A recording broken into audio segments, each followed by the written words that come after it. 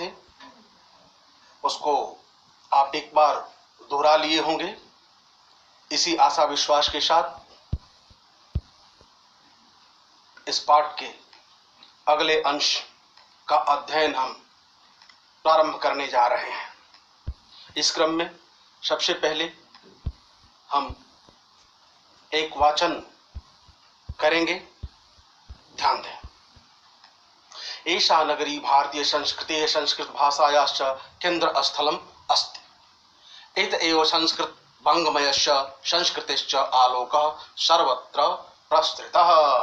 मुगल जो राजा दाराशिकोः अत्रागत्य भारतीय दर्शन शास्त्राणाम् अध्ययनम् अकरोत्।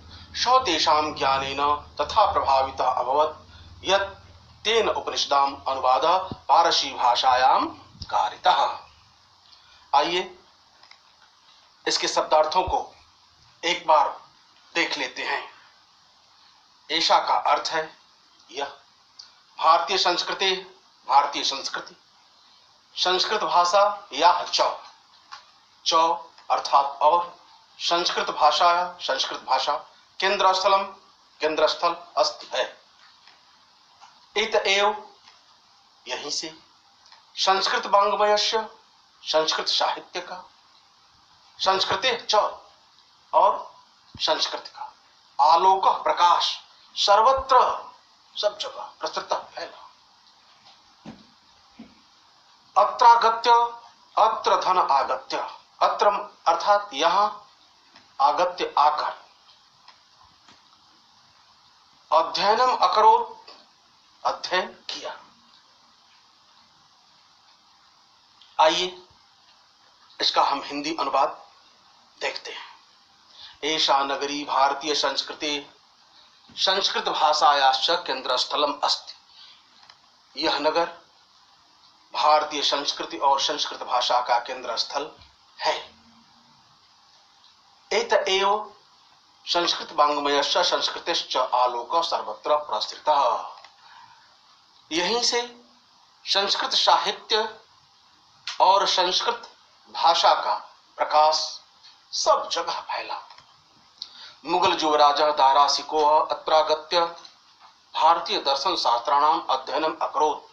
मुगल युवराज दाराशिको यहाँ आकर भारतीय दर्शन शास्त्र का अध्ययन किया। सः तेषां ज्ञानेन तथा प्रभावितः अभवत्।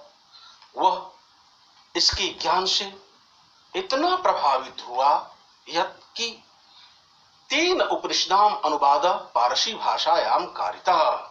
उसने उपनिषदों का अनुवाद पारसी भाषा में कराया। अब इसको लिखने का तौर तरीका वही होगा जो पिछले अनुच्छेदों में हम सीखे थे। सबसे पहले हम संकेत लिखेंगे, उसके बाद कुछ कठिन शब्दों के अर्थ लिख देंगे, तत्पश्चात संदर्भ और सबसे अंत में उसका हिंदी अनुवाद शुद्ध लिख देंगे। इसका बार बार अभ्यास कर लेंगे।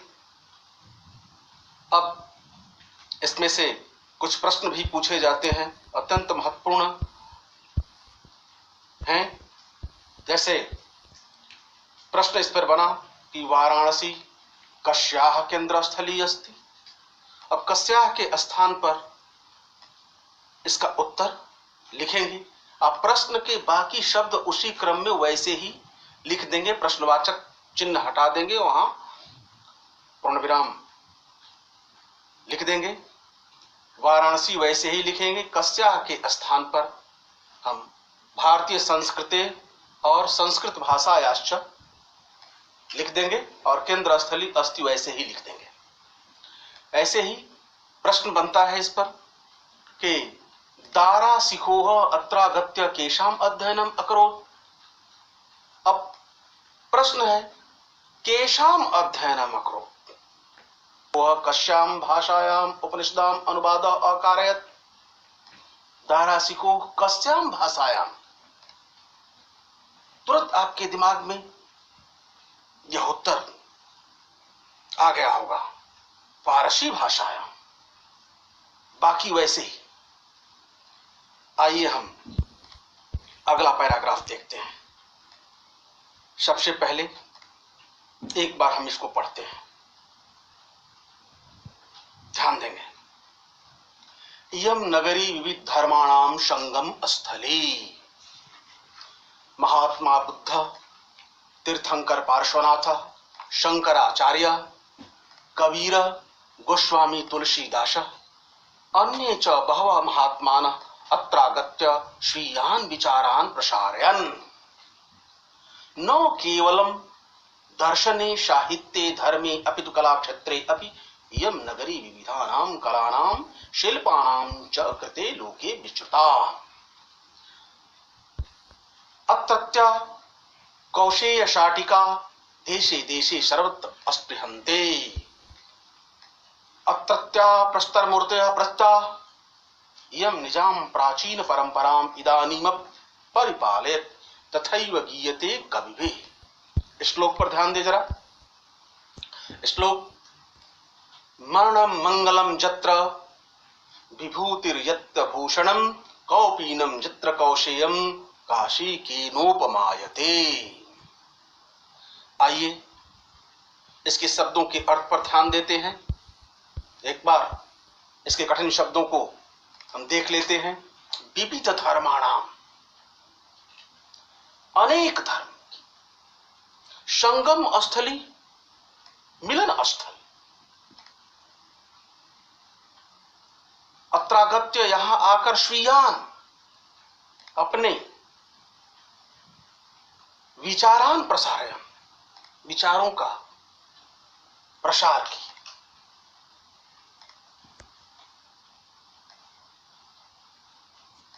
कौशेय शाटिका, रेशमी साड़ियां, अस्पृहंते, पसंद की जाती है, चाही जाती है। प्रस्तर मूर्तयः, पत्थर की मूर्तियां, प्रथिता, प्रसिद्ध। इयम निजाम प्राचीन परंपरा, यह अपनी प्राचीन परंपराओं का इदानीम अपि, आज भी परिपालयत्, पालन कर रही है। कौपीनम अर्थात लंगोट। इसी तरीके से केनोपमायते, उपमायते, किसके द्वारा उपमा दी जा सकती है, किसके द्वारा तुलना की जा सकती है। मंगलम कल्याणकारी, भूषणम आभूषण, विभूति हस्म। आइए हम इसका हिंदी अनुवाद देखते हैं, ध्यान देंगे जरा। इयम नगरी विविध धर्माणाम संगम स्थली, यह नगर अनेक धर्मों का मिलन स्थल है। महात्मा बुद्ध, तीर्थंकर पार्श्वनाथ, शंकराचार्य, कबीर, गोस्वामी तुलसीदास और दूसरे बहुत से महात्मा यहां आकर स्वीयान विचारान प्रसारयन, अपने धर्मों को फैलाए। न केवलम दर्शने साहित्ये धर्मे अपि कला क्षेत्रे अपि, न केवल दर्शन, साहित्य, धर्म, बल्कि कला क्षेत्र में भी यम नगरी विविध धर्माणाम कलानाम, यह नगर विविध कला और शिल्पों के लिए लोके विश्रुता, जगत में प्रसिद्ध है। अत्रत्या कौशेय शाटिका, यहाँ की रेशमी साड़ियां देशे देशे सर्वत्र स्पृहन्ते, स्थान स्थान पर सब जगह पसंद की जाती हैं। अत्रत्या प्रस्तर मूर्तयः प्रथिता, यहाँ की पत्थर की मूर्तियां प्रसिद्ध हैं। इयम निजाम प्राचीन परंपराम, यह अपनी प्राचीन परंपराओं का इदानीम अपि परिपालयति, आज भी पालन करती है। तथैव गीयते कवि, जैसा कि कवियों ने भी गाया है। श्लोक का हिंदी अनुवाद देख लें। मंगलम मरणम यत्र, यत्र माने जहां, मरणम माने मृत्यु, मंगलम माने कल्याणकारी, विभूति माने भस्म, यत्र माने जहां, भूषणम माने आभूषण। कौपीनम माने लंगोट, यत्र माने जहां, कौशेयम माने रेशमी।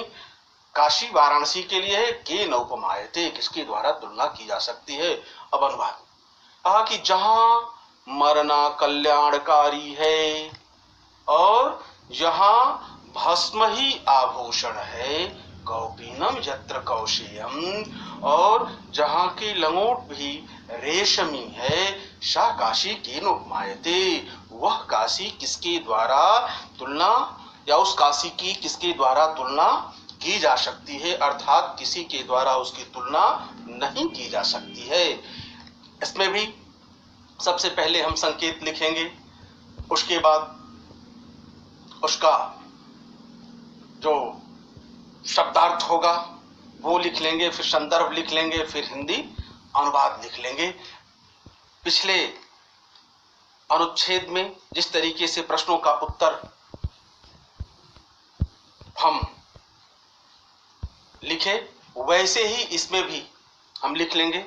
हम ध्यान देंगे, कुत्र मरणम मंगलम भवति, कुत्र मरणम मंगलम भवति, यानी कि कहां मरना कल्याणकारी होता है।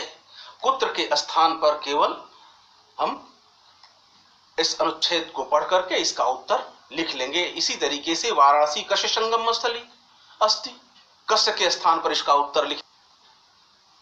वाराणसी पाठ संपूर्ण हुआ, इसको नोटबुक में लिख लेंगे और बार बार इसका अभ्यास करेंगे।